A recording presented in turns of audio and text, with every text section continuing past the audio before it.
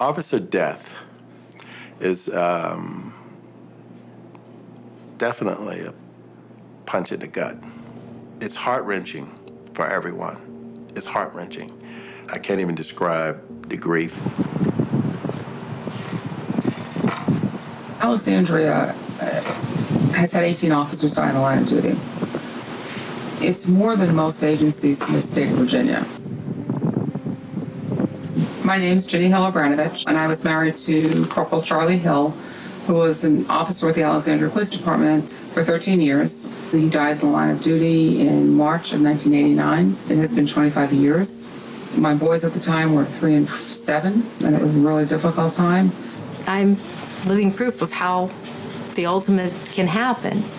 I was 12 years old when my father had been a police officer for 17 years. And he went to work one day and didn't come home. I never really thought that I was a strong person. I always depended on him. But after that, I became my own person. I just felt that they don't really die if you still remember them and you still share those memories so that somebody else can remember it.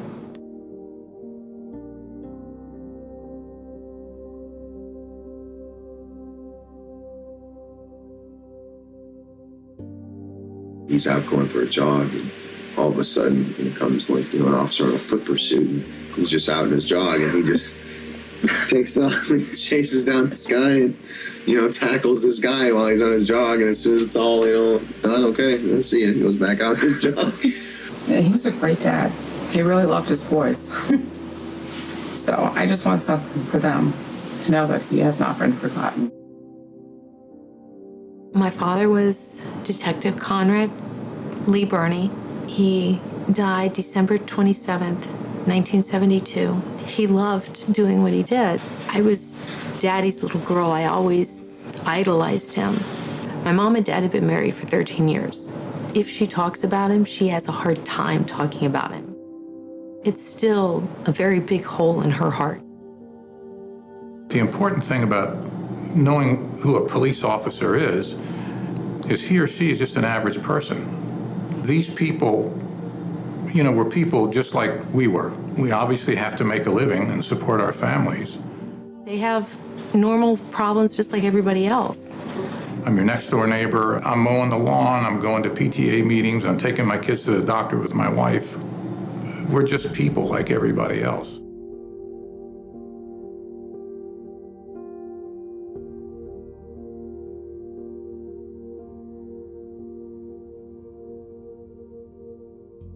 There are people out there that want to further this cause.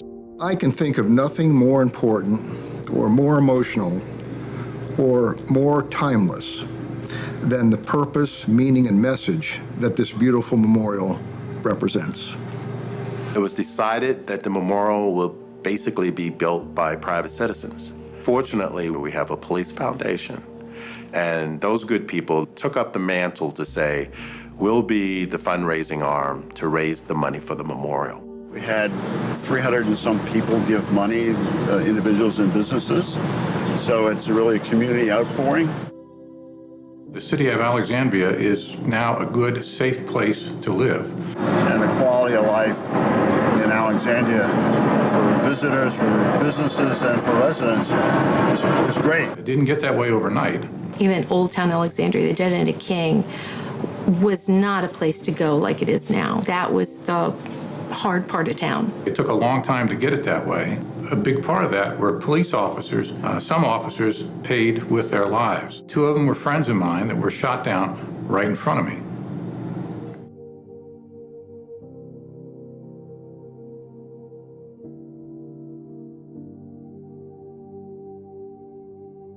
They went to work that night, not looking for a fight. The people that they encountered had a choice to make.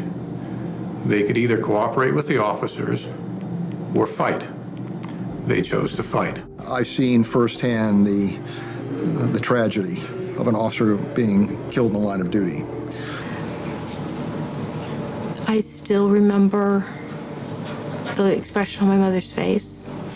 It doesn't just end one life, it ends everybody's related to him that knows him in some way or shape or form. The tragedy to the community, to the department, to the families, friends. I didn't get walked down the aisle by my father. He didn't get to meet his grandchildren. He didn't get to see me graduate from high school or college. He missed everything.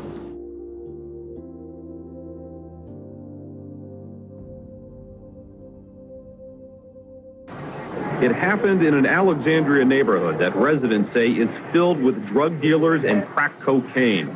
This evening, the neighborhood was filled with gunshots and terror. Remember that entire night, actually.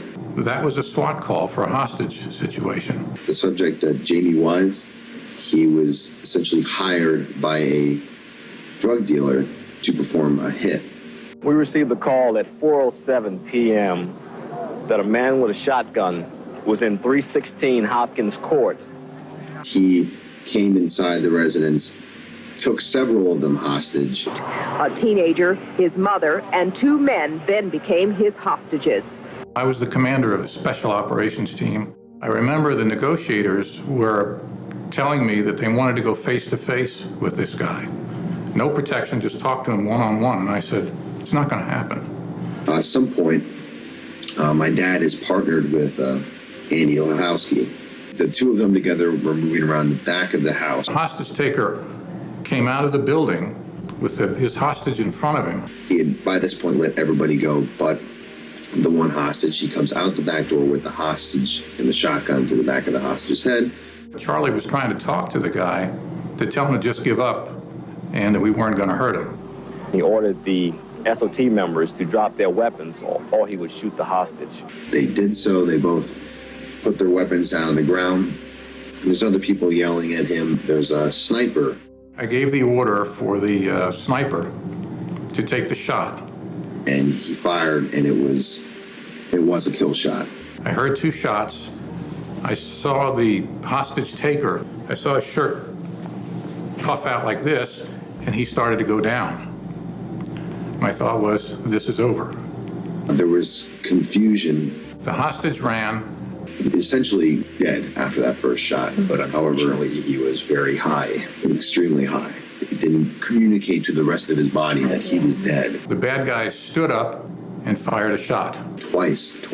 I didn't know he hit anything or anybody until afterwards. One of those rounds struck our dad in the head.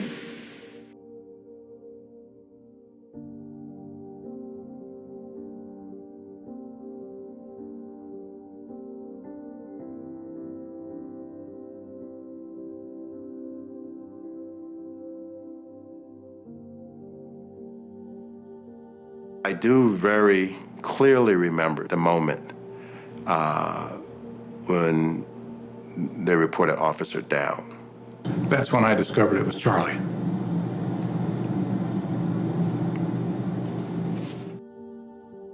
That stopped you because the first thing you start thinking is disbelief. You're also thinking they'll survive it. Somehow you'll survive it. Downstairs in the basement, watching TV, the doorbell rang. It was my responsibility to go to her house. I know Mom went up to answer the door. Ginny didn't know we were coming, but when she saw me, she knew what it was. Just a couple of seconds later, all we hear is her yelling. I drove her to the hospital, and it was a long ride. One of the officers has died. He's identified as Corporal Charles Hill. He was 40 years old. He'd been on the force for 13 years. And then when you get word that that's not going to happen because you hear the nature of the injury and your training and your education and just your understanding that that's not going to happen. We talked to Officer Andy Hauchelski before he went into surgery, and he was crying because he was afraid that Corporal Hill was not going to live. His thoughts really were for Corporal Hill and the fact that he feared that he was fatally wounded. Physically healed, but unfortunately, I don't think he psychologically healed. Eventually died from, I think, that event.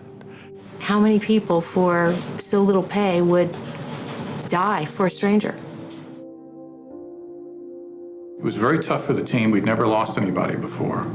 And I pulled the team together and I told them, we're the last line of defense. When they call us, we still have to go. Our jobs never stop regardless of what's happening. And the next call out, we got to be ready. You know, we'll take our time and we'll grieve, but we still have a job to do. That's an important job. You can't get to know people and work with them and be partners with them and to suddenly know that in a very violent way, because of this job, they're no longer here. You can't know Jenny, the kids at the time, and see that and not absolutely wonder about a lot of things in life. What's right, what's wrong. The world's turned upside down for a moment. We all reflect on our own mortality. We took it as one of the hazards of the job, and we certainly grieved. It brings home the very thing that you don't think about. It just absolutely takes you to a personal place. We all go to work, we do our jobs, we don't think about these things might happen to us. You really don't. You don't think about it until something like this happens. That incident can never be wiped away. And then you go through your shift, it's in the back of your mind where it wasn't before. It's part of your career, your life, and what happened to him and his family. But there's a tendency for things to fade, memories to fade, things to be kind of taken for granted. This doesn't allow that. It sends a message to officers who will pass by it every day that everything they do on the street reflects on the honor of those who went before them. All of these officers, they are all special that way. Because they've given that sacrifice and they were willing to.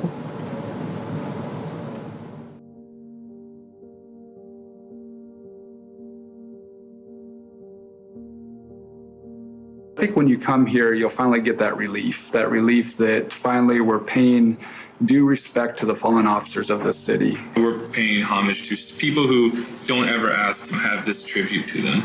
They do this every day because they enjoy what they do.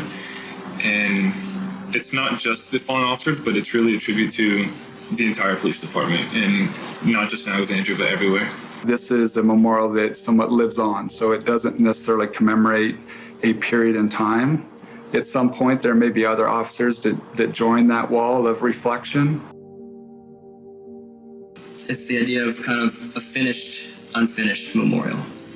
Also, I think sending a message from the community that the dangerous work that police officers do on a day-to-day basis is not forgotten. They continue to do their business and they continue to put their lives at risk each day. I was a police officer for 11 years. I'm a police officer in Alexandria City Police Department. There's a certain amount of courage to go where others are not going to remain. You know, there are definitely some scary times. You just got to know that I will take the risk for other people.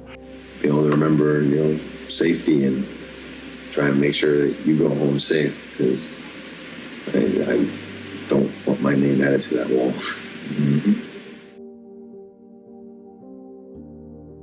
Everything has a meaning to it, from the size of the stones that we use to the pavers. There's no prescribed journey through the memorial. Each visitor will get something different out of it as they take that journey. Everything has a specific meaning. It's all rooted into the fallen officers. We've really tried to emphasize the importance of each individual decision. It's not your typical statue. It's much more symbolic, I feel. It's going to be a great piece of architecture. It's going to be a great experience. A real life place to reflect and pray and meditate and think about their lives together. People can pause and look at and say, gee whiz, these are people that really did serve the community. It's an expression of respect and hopefully hope. It memorializes for all time the heroism, courage, gallantry, and immeasurable personal sacrifice of 18 Alexandria police officers who gave their lives in the performance of duty, who gave their lives in service to others. And it stands in honor to the families and loved ones who suffered immeasurable loss. You learn to live with it in your own way. Unfortunately, these officers lost their lives. They're just trying to be of service to the community, trying to protect those who can't protect themselves. That's what we're there for. I think they would absolutely be smiling that a memorial is built, and not necessarily for them. They'd be smiling because thank you. It's a thank you to everybody that has been before them. There's, I'm sure, many family members from the past who have never had any current recognition, and they'll be able to see their family members and know what happened. Those surviving families who lost their loved ones, whether they were in the womb or they were completely grown, and never had the advantage of living a life with their loved one because they lost it for the city of Alexandria. Their loved ones weren't forgotten. They put their life on the line for this city, and we recognize that. And there's a permanent memorial to that sacrifice. I would think both of them, because I knew them so well, both would say the same thing. Hey, I'm just doing my job. And that's what I say. We're just doing our jobs.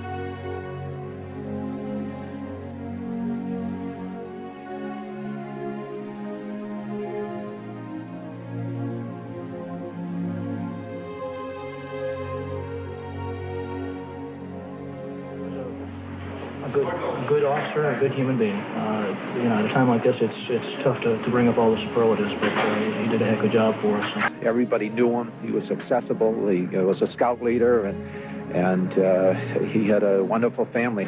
He was just the kind of neighbor you would want, and he was the complete public servant.